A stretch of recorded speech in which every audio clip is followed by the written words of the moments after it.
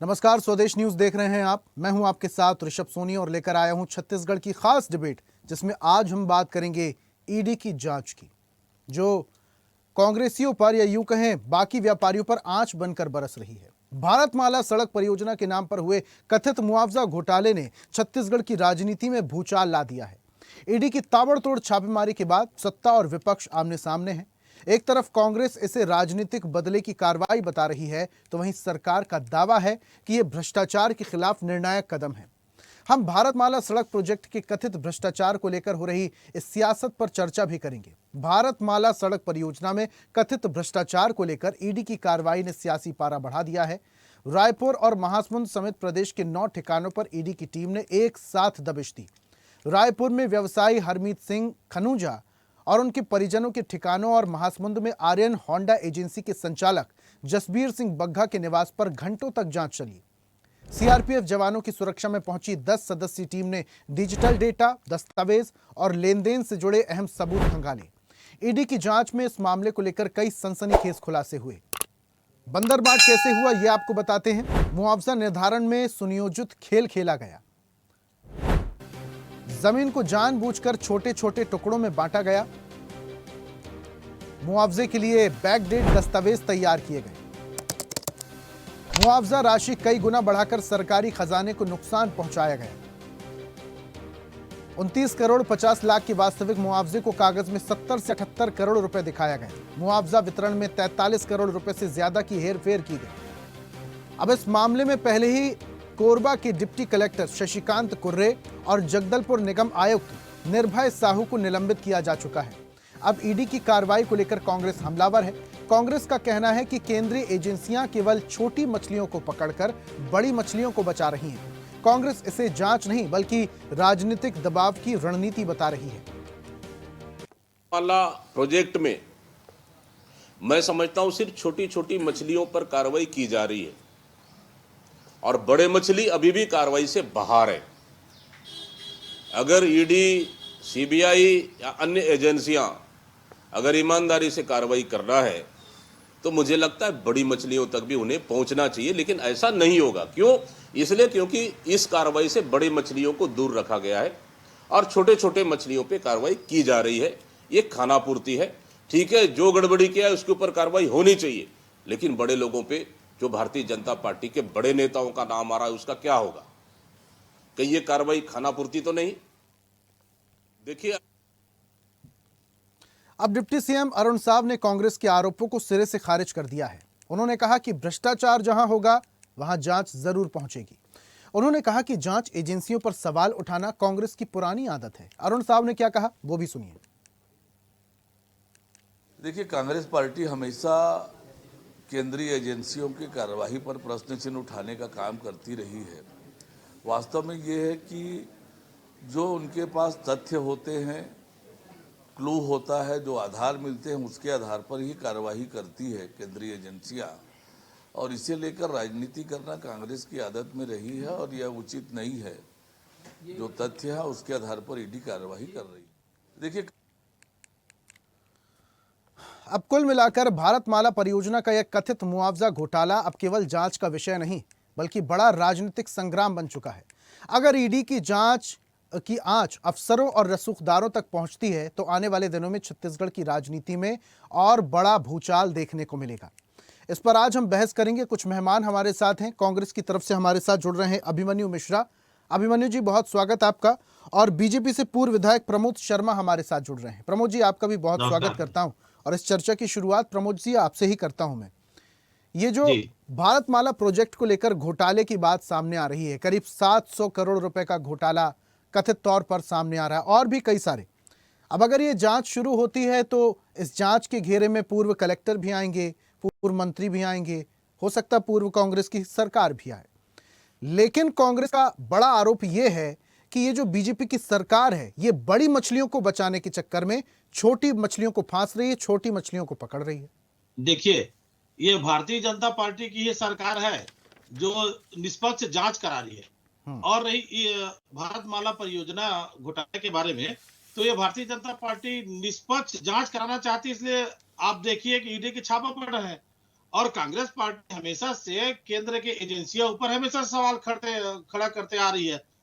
दिग्भ्रमित करना, मिथ्या बात करना, लोगों को गुमराह करना, ये कांग्रेस पार्टी का काम है। अगर कांग्रेस पार्टी के नेताओं के पास बड़ी मछली का आता पता है तो आप बता दीजिए, आप भी जांच में सहयोग करवा दीजिए। अभी मैं माननीय दीपक बैस जी का उनका वक्तव्य देख रहा था। उनका कहना था बड़ी मछली तक नहीं पहुंच पा रहे हैं, तो आप भी एक जवाबदार नागरिक है इस देश के, तो आप बता दीजिए पता है बड़ी मछली कहाँ है, तो उनके ऊपर भी कार्रवाई हो जाएगी।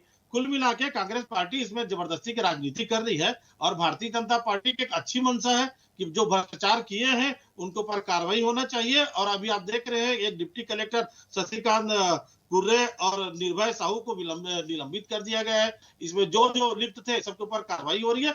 तो भारतीय जनता पार्टी इसमें स्पष्ट है कि पारदर्शिता चाहती है और निष्पक्ष जांच चल रही है। जो भी इसमें दोषी होगा उसके ऊपर कड़ी से कड़ी कार्रवाई की जाएगी। लेकिन कांग्रेस कह रही है कि ये सिर्फ राजनीतिक रणनीति है, राजनीतिक द्वेष भावना है, जिस वजह से ये कार्रवाइयां हो रही हैं। क्योंकि इससे पहले जब भी कांग्रेस के नेताओं पर ईडी सीबीआई की छापेमारी हुई है, कहीं भी व्यवसायियों की ईडी सीबीआई की छापेमारी हुई है, उस दौरान भी कई सारे बड़े आरोप लगे हैं। अच्छा, मैं बहुत विनम्रता के साथ मैं माननीय प्रवक्ता महोदय से और कांग्रेस से यही पूछना चाहता हूं कि आप लोग चाहते क्या है? एक तो जांच हो रही है तो भी आप लोगों को तकलीफ है और जांच नहीं हो तो भी आप लोग तकलीफ है। चाहते क्या है? अरे जांच तो हो रही है, ईडी की जांच हो रही है, छापा पड़ रहे हैं, जो जिम्मेदार अधिकारी है वो सस्पेंड हो रहे हैं। तो कुल मिला के कांग्रेस पार्टी पूरी तरीके से मुद्दाविहीन है। ये क्या करना चाहती है, क्या बोलना चाहती है, तर्कहीन बात करना चाहती है, ये कांग्रेस पार्टी वाले जाने। अब कार्रवाई हो रही तब भी इनको तकलीफ है, कार्रवाई नहीं होगा तो भी इनको तकलीफ है। तो ये कांग्रेस लेकिन पार्टी प्रमोद जी मिथ्या बात सवाल करना- इसलिए उठाते हैं क्योंकि कार्रवाई जिन पर हो रही है, हमेशा इस तरीके की कार्रवाइयां कांग्रेस नेताओं या कांग्रेस के करीबियों पर ही क्यों होती है? क्या बीजेपी पार्टी में या बाकी प्रदेश में और जो व्यवसायी हैं वो बिल्कुल साफ पाक हैं, उन पर कार्रवाइयां नहीं होनी चाहिए? वही लोग कार्रवाई के घेरे में क्यों आते हैं जो कांग्रेस के करीब है? मतलब कांग्रेस पार्टी ये बात की स्वीकार करती है कि जिनके ऊपर ईडी का छापा पड़ रहा है, जो भ्रष्टाचार से लिप्त है, वो कांग्रेस पार्टी के लोग हैं। मतलब कुल मिला के कि ये स्वीकार कर रहे हैं। कांग्रेस नेताओं अब पर भी तो जांच कार्रवाई में- होती है। नहीं तो नेताओं पर जो देखिए जो भ्रष्टाचार करेगा, जो लिप्त रहेगा, उनके ऊपर कार्रवाई होगी ही होगी। तो सबसे ज्यादा भ्रष्टाचार का संरक्षण देने के काम तो कांग्रेस पार्टी करती है, तो कार्रवाई तो इनके ऊपर होगा ही होगा। तो जांच एजेंसी पर विश्वास रखिए, जो भी इसमें लिप्त होगा, चाहे किसी भी पार्टी का हो, चाहे कांग्रेस पार्टी का हो, अगर भारतीय जनता पार्टी का भी कोई नेता सम्मिलित होगा तो उनके ऊपर भी कार्रवाई किया जाएगा, कोई ठीक है। अधिकारी होगा तो उनको भी कार्रवाई किया जाएगा। हालांकि अक्सर ये आरोप लगते रहते हैं कि सरकारी मशीनरी का गलत इस्तेमाल बीजेपी पार्टी कर रही है, लेकिन ये जांच कहां तक पहुंचेगी ये देखेंगे। अभिमन्यु जी का मैं रुख कर लेता हूं। अभिमन्यु जी, पूरी बातें आप प्रमोद जी की सुन रहे थे, लेकिन आप कांग्रेस की तरफ से एक प्रतिक्रिया सामने आ रही है। बैच साहब कह रहे हैं कि बड़ी मछलियों को छोड़ने के चक्कर में, बड़ी मछलियों को बचाने के चक्कर में छोटी मछलियों को फांसा जा रहा है, उन्हें आरोपी बनाया जा रहा है। ये बड़ी मछलियां कौन है? जी नमस्कार। सबसे पहले तो आप सभी को, आपके दर्शकों को भी। देखिए, सबसे बड़ी समस्या क्या है कि भारतीय जनता पार्टी बहुत मासूम बन जाती है कि हम तो कुछ नहीं जानते, कार्रवाई तो हो रही है। अब आप देखिए, बहुत कार्रवाई की बात कर रहे थे, तो सबसे पहले इस मामले को उठाया किसने? इस मामले को उठाया चरणदास महंत जी ने और हमारे विधायकों ने विधानसभा में मामला उठाया। उसके बाद यहाँ तो भारतीय जनता पार्टी पहले तो तैयार नहीं थी केंद्रीय एजेंसी से जांच कराने के लिए। ईओडब्ल्यू को जांच सौंपी थी।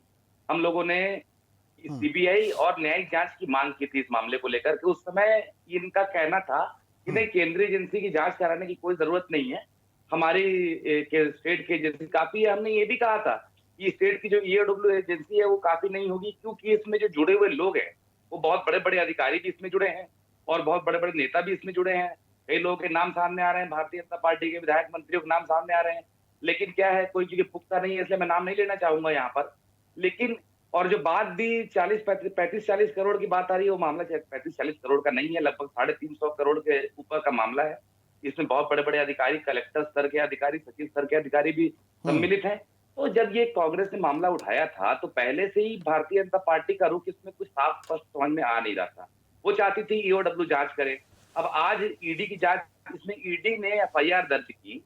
ये एक तरह से देखा जाए तो एक हमारे लिए एक आंशिक सही कहा जा सकता है इसको, क्योंकि हम केंद्रीय एजेंसियों से चाहते तो थे और न्यायिक जांच चाहते थे, लेकिन ईडी से नहीं चाहते थे। क्यों नहीं चाहते थे ईडी से? क्योंकि ईडी अपनी विश्वसनीयता खो चुकी है। पिछले 10-11 सालों में 5,500-6,000 केसेस जो ईडी ने पीएमएलए एक्ट के तहत दर्ज किए हैं उसमें से 25-30 केसों में बामुश्किल कन्विक्शन वो करवा पाए हैं। तो पिछले 10-11 सालों में ईडी की विश्वसनीयता जो है वो बहुत कटघरे में खड़ी रही है, बहुत सवाल उसके ऊपर उठ चुके हैं, इसलिए हम जो है वो ईडी की जांच नहीं चाहते थे। अब आई तीसरी बात, यहाँ पर जो ईडी जांच कर रही है, केवल इसमें खालापूर्ति करने की कोशिश की जा रही है, क्योंकि अब ये मामला सामने आ चुका है और मामला उठाया किसने था? हमने उठाया था। अब उसके बाद चाहे अरुण साहू जी कहें, चाहे प्रमोद जी कहें, ये सब कार्रवाई एकदम इसमें कोई कार्रवाई में कोताहल नहीं बरता जा रहा है, इसमें किसी प्रकार की ऐसी कोई बात नहीं है। तो ऐसी कोई बात नहीं होगी, क्योंकि भारतीय जनता पार्टी का, जैसे मैंने कहा, शुरू से इस पे स्पष्ट क्लियर स्टैंड जो था कभी था नहीं। इस भारतमाला प्रोजेक्ट में जो इतना बड़ा घोटाला हुआ है, आप देखेंगे पहले कोई इस बारे में बात नहीं करते थे।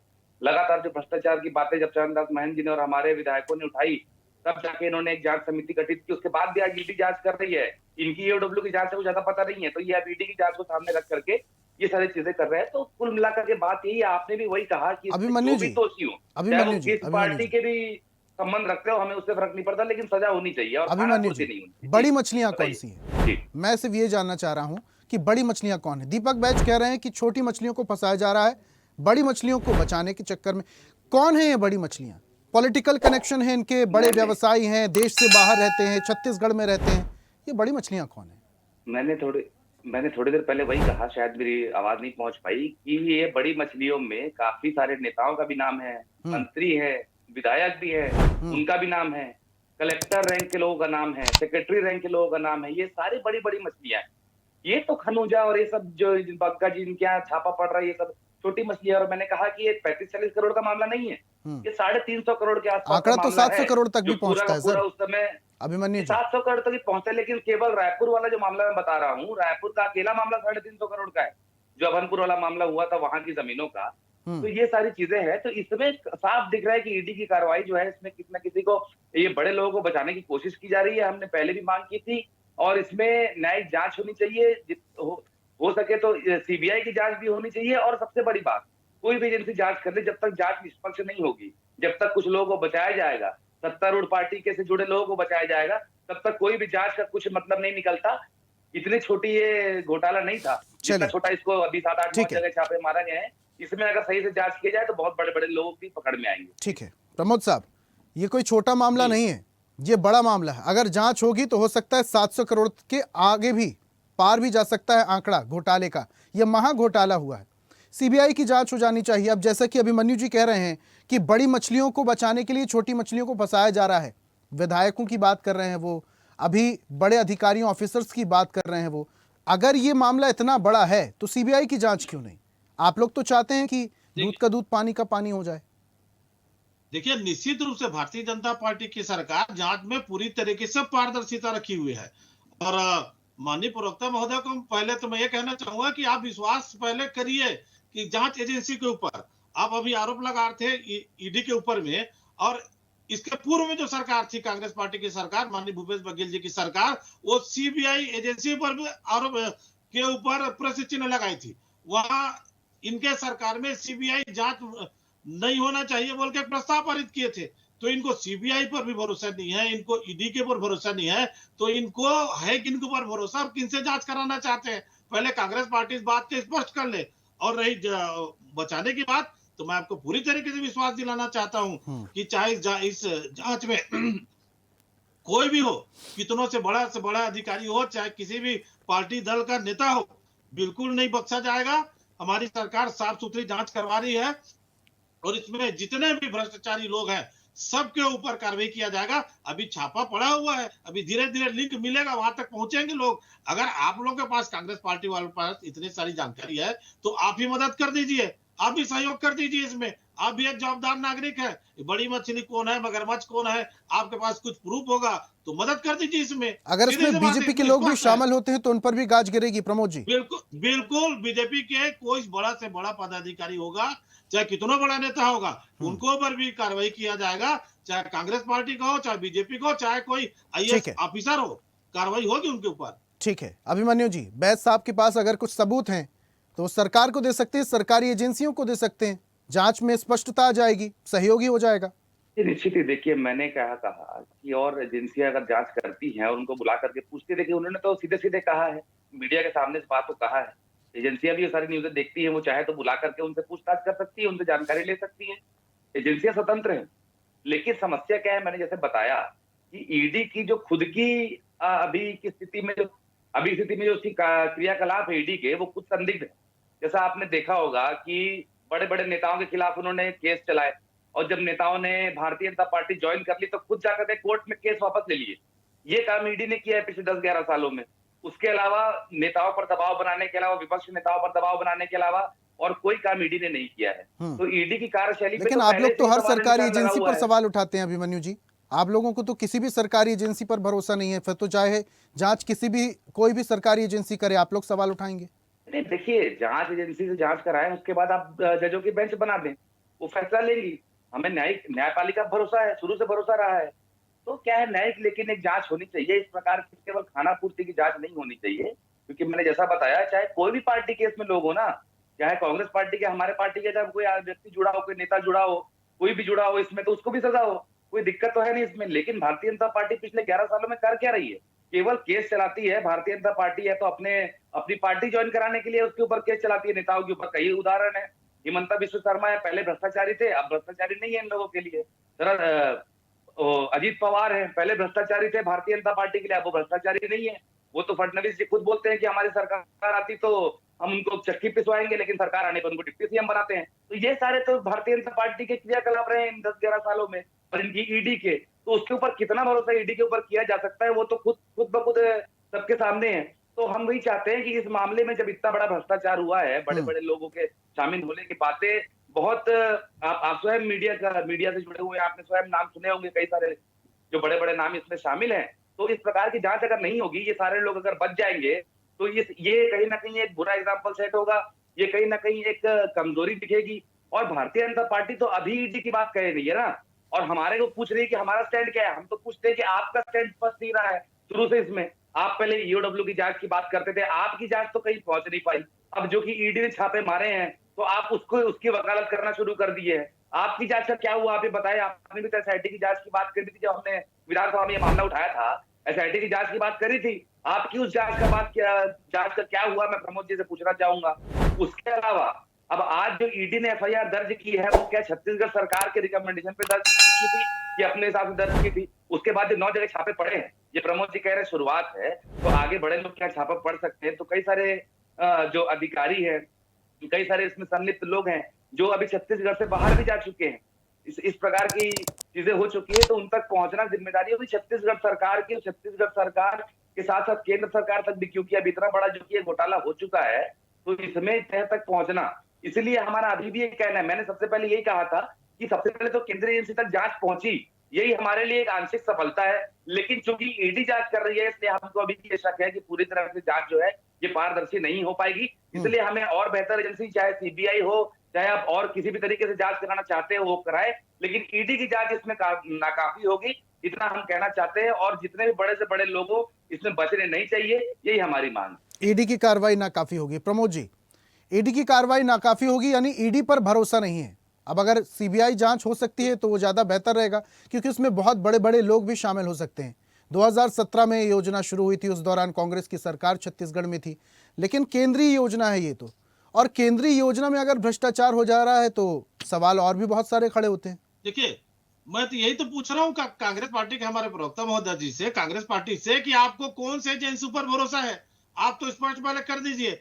ईडी आपके लिए बेईमान है, वो काम नहीं करती। सीबीआई पर आप भरोसा नहीं करते। सीबीआई को अपने 5 साल तक प्रतिबंधित करके रखा हुआ था। आपने, जब आपकी सरकार थी तो सीबीआई से जांच नहीं कराएंगे, तो आप जांच किससे कराएंगे? कुल मिला के ये है कि आप ये सिर्फ आरोप लगाना है, और आरोप लगाने के छोड़ के कुछ नहीं। प्रमोद जी माफ कीजिएगा, मैं आपको बीच में टोक रहा हूं, बहुत निवेदन के साथ मैं आपको टोक रहा हूं, लेकिन ये भी बहुत विडंबना की बात है कि इससे पहले अगर हम इतिहास के पन्नों को पलटें तो कभी भी सरकारी एजेंसियों पर इस तरीके के आरोप नहीं लगे, लेकिन अब सरकारी एजेंसियों को किसी पर्टिकुलर पार्टी का बता दिया जाता है, क्योंकि ये सारी सरकारी एजेंसियां हैं। अगर पर्टिकुलर किसी पार्टी से जोड़कर सरकारी एजेंसियों को देखा जा रहा है तो ये अपने आप में विश्वास उठता हुआ दिखाई देता है। अब अगर सरकारी एजेंसियों को विश्वास जीतना है तो कहीं ना कहीं विपक्ष का भी तो विश्वास जीतना होगा। नहीं, सुनिए ना, आप इसका सबसे बड़ा उदाहरण ले लीजिए। अब कांग्रेस पार्टी निर्वाचन आयोग ऊपर जब आरोप लगाती, पहले ईवीएम ऊपर आरोप लगाते थे। ये भी एक बड़ी जब विडंबना की कांग्रेस बात है पार्टी कि निर्वाचन लगा आयोग पर सकती है। भले ही किसी ने भी आरोप लगाया हो, भले ही विपक्ष ने आरोप लगाया हो, लेकिन आरोप लगा है, ये बड़ी बात है प्रमोद जी। लेकिन देखिए, ये पूरा देश जान रहे हैं, पूरी जनता जान रही है, चुनाव में जीत नहीं सकते, इसलिए इनके नेता राहुल गांधी जी कभी निर्वाचन आयोग पर आरोप लगा देते हैं, कभी एसआईआर की बात करते हैं, कभी ईवीएम की बात करते हैं। ये कुल मिला के खैर वो अपनी विषय अलग नाकामी है को प्रमोद जी, छुपाने का उस एक विषय पर बहाना फिर है। कभी चर्चा नहीं, नहीं, करेंगे। ये उदाहरण है। सीबीआई से जांच हो ये जाएगी, उदाहरण है इनका। सीबीआई से ये जांच हो उदाहरण सकती है है। अगर विपक्ष अच्छा, असंतुष्ट अच्छा, है दूसरा। इस जांच को लेकर। प्रमोद जी, अगर विपक्ष जी। इस जांच को लेकर असंतुष्ट है तो क्या जांच एजेंसी बदली जा सकती है? क्या सीबीआई से जांच कराई जा सकती है? बिल्कुल बदली जा सकती है, भरोसा रखिए आप भारतीय जनता पार्टी की सरकारों पर भरोसा रखिए, जिससे भी जांच संतुष्ट हो, अगर सही क्षेत्र की मतलब पूरे छत्तीसगढ़ को अगर संतुष्ट नहीं होंगे तो दूसरे एजेंसी से जांच करा सकते हैं। एक और बात कहना चाहूंगा माननीय प्रवक्ता महोदय जी, अभी थोड़ा दिन पहले एक कानून लाए थे हमारे ओपी चौधरी जी, इसी भ्रष्टाचार को रोकने के लिए। जो मुआवजा का रेट है, जो गांव की दर है, जो स्क्वायर फीट में नहीं होगा, वर्ग फीट में था, इससे थोड़ा सा रेट बढ़ा, उसमें भी इनको दिक्कत था। अगर आप भ्रष्टाचार रोकने के लिए कोई कानून भी लाते हैं तो उसमें भी इनको दिक्कत है। यही भ्रष्टाचार को रोकने के लिए इसी प्रकार के छोटे छोटे स्क्वायर फीट में जो मुआवजा लेते थे, यही सब रोकने के लिए, वर्ग फीट में रजिस्ट्रेशन करने के लिए, जो रजिस्ट्री करने के लिए ये कानून लाते। तो हर चीज में परेशानी है कांग्रेस पार्टी को। तो आप लोग चाहते क्या है? कुल मिला के ये है कि कांग्रेस पार्टी पूरी तरीके से मुद्दाविहीन है, अनर्गल आरोप लगाना इनका एक काम है। भारतीय जनता पार्टी हर चीज में पारदर्शिता चाहती है ठीक और है, इस कांग्रेस केस में पार्टी भी मुद्दा विहीन है, पारदर्शिता इसलिए रहेगी। इस तरीके के आरोप लगाती। लास्ट कमेंट अभिमन्यु जी। ऋषभ जी, हम लोग मुद्दा विहीन है, इसलिए शायद प्रमोद जी दो बार पूछने के बाद भी मेरा जवाब नहीं दे पा रहे हैं। मैंने पूछा है एसआईटी की जांच आप लोगों ने गठित की थी, उसकी जांच क्या हुई, कहाँ तक पहुंची, वो तो आप बता नहीं पाते हैं। आप ईडी की जांच से दम भर रहे हैं। आप तो एसआईटी तो आपकी बनाई थी सरकार आप ने किया लोगों था, ने। कितने एसआईटी भूपेश बघेल जी की सरकार में सुनिए, मेरे समय तो मुझे बोल लेने दीजिए। मैंने ये कह रहा हूँ, आपने ईओडब्ल्यू की जांच बैठाई थी, आप लोगों ने ईओडब्ल्यू की जांच बैठाई थी, उसका क्या हुआ, मैंने ये पूछा। उसके बाद जो चुनाव आयोग के आरोप लगते हैं, कोरे आरोप नहीं लगाते हम लोग। सीधे सीधे जब दूसरी पार्टियों की सरकारों को अपने उनकी आर्थिक योजनाएं बंद करते हैं और भारतीय जनता पार्टी बिहार में 10-10 हजार रुपए महिलाओं के खाते में डालती है, तो क्या चुनाव आयोग सवाल के घेरे में नहीं आएगा? वो भी आचार संहिता लगने के बाद आप अगर सरकारी पैसे 10-10 हजार रुपए डालते हैं, तो ऐसा क्यों है कि आपके लिए उनका रवैया सॉफ्ट हो जाता है, बाकी लोग के लिए रवैया उन लोग का अलग हो जाता है? अब उसके बाद ईडी की बात, ईडी के लिए मैंने एग्जांपल दिया आपको, 6,000 केसों में से 30 केसों में कमीशन होगा। अगर दूसरे पार्टी के नेताओं को दबाव डाल के अपनी पार्टी पे लिया जाएगा तो ऐसे ईडी के ऊपर तो सवाल उठेंगे ही उठेंगे। देखिए, हवाई कोई आरोप नहीं लगते हैं, यहाँ पूरे के पूरे प्रूफ और सारी चीजें सामने दिख रही हैं, तब जाके आरोप लग रहे हैं। चाहे वो इलेक्शन कमीशन हो, चाहे वो ईडी हो, चाहे वो और खैर, कोई भी भारतमाला एजेंसी हो, प्रोजेक्ट अगर पर सामने जिस कुछ तरीके साक्ष्य से दिख रहे ईडी हैं, पर आप लोग आरोप तभी लगा इसमें रहे हैं, आरोप इसका लग रहे क्या हैं। असर होगा ये देखेंगे। अभिमन्यु जी, बहुत शुक्रिया हमारे साथ जुड़ने के लिए। प्रमोद जी, आपका भी बहुत शुक्रिया चर्चा में शामिल होने के लिए हमारे साथ और अपने तर्क रखने के लिए। आज हम बात कर रहे थे ईडी की जांच की। ईडी की जांच में बहुत सारे लोग इस जांच के दायरे में हैं, लेकिन इस जांच के दायरे में जिस तरीके से विपक्ष आवाज उठा रहा है और सवाल उठा रहा है, इसका असर क्या ईडी की जांच पर पड़ेगा, या फिर अभी फिलहाल की सरकार पर इस आरोप का, विपक्ष के सवालों का क्या असर होगा, ये देखेंगे। फिलहाल खास खबरों में इतना ही। देखते रहिए स्वदेश न्यूज, सबसे पहले देश। और ऐसी ही ताजा खबरों के लिए लाइक, फॉलो और यूट्यूब पर सब्सक्राइब कर बेल आइकन जरूर दबाइए और हर अपडेट के लिए विजिट कीजिए स्वदेशलाइव.com।